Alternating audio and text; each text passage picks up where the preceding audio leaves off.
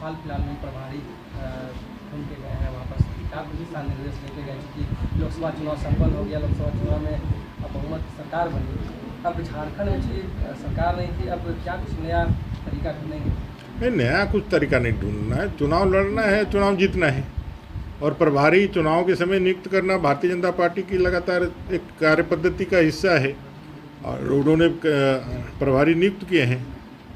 अब जो 2 प्रभारी नियुक्त हुए हैं उनका कद बड़ा है, उनके कार्य करने का अपना एक तरीका है और वो इस दिशा से काम कर रहे हैं। तो भाई जब से घोषणा हुई है हमारे प्रभारी सह प्रभारी के आदरणीय शिवराज सिंह चौहान जी का और आदरणीय अपने हेमंत बिस्वा शर्मा जी, उनके घोषणा मात्र से ही विपक्ष का जो है उसका पसीना आने लगा है। तो भाई इतना जान के रखिए कि जनता ने, झारखंड की जनता ने इस लोकसभा में इस इंडिया अलायंस, इस गठबंधन के पसीने छुड़ाए हैं।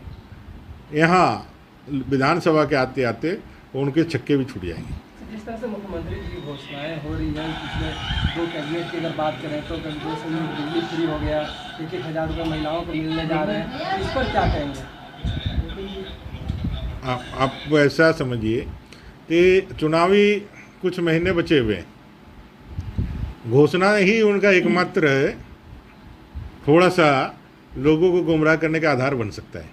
कुछ भी बोल सकते हैं, क्योंकि बोलने और करने में इनका ज़मीन आसमान का अंतर होता है। ये आप 2019 के इनके मैनिफेस्टो को निकाल करके देख लीजिए, और चाहे कांग्रेस का मैनिफेस्टो हो या झारखंड मुक्ति मोर्चा का मैनिफेस्टो, उनके किए गए वायदे युवाओं का 5 लाख नौकरी प्रति वर्ष देना, 5,000 7,000 का बेरोजगारी भत्ता देना हो, या फिर किसानों के ऋण माफ़ी हो, जो बात 2019 में कह करके चुनाव जीते हैं, अभी भी वही बात आगे 5 साल निकल जाने के बाद फिर से दोहरा करके लोगों को फिर से बेवकूफ़ बनाने के लिए लाना चाहते हैं। तो ये घोषणा सिर्फ और सिर्फ घोषणा वीर ही रह जाएगा और इनको इससे कोई मतलब नहीं है कि भाई जनता का काम हो। इनको सिर्फ और सिर्फ अपना जो है सत्ता प्राप्त करना और सत्ता के माध्यम से लूट करना इनका एकमात्र ध्येय है।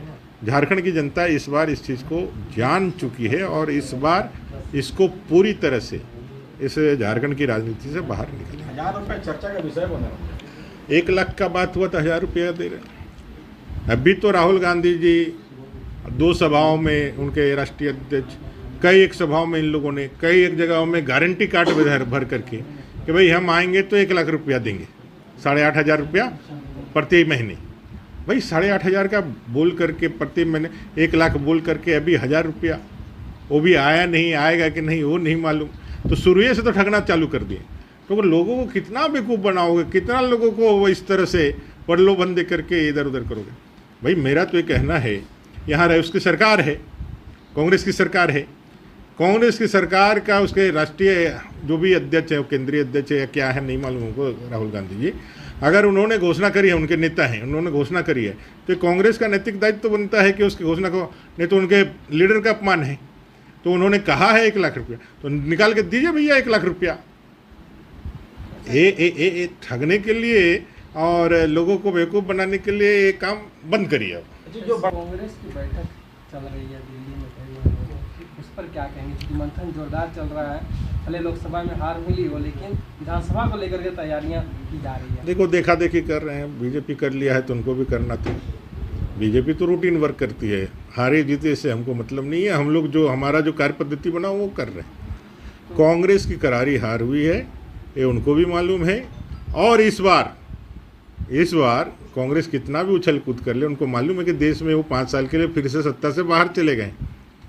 और इस बार झारखंड, महाराष्ट्र, हरियाणा यहाँ से बाहर करके हम जो कांग्रेस झारखंड को एक एटीएम बना करके रखा है, यहाँ के संसाधनों को लूट करके वहाँ के खजानों में, कांग्रेस के खजानों में, राजघरानों में जो पैसे भेजे जाते हैं, यह गाढ़ी कमाई झारखंडियों की, उसको अब हम लोग इस तरह मनी लॉन्ड्रिंग नहीं होने देंगे। जनता के इस आकांक्षा को इस विधानसभा में हम लोग पूरा करेंगे और उनको बाहर का रास्ता दिखाएंगे, इसलिए वो चिंतित होना उनको स्वाभाविक है। PSA लाइव न्यूज से मैं हूं आपके साथ संपादक अशोक कुमार झा।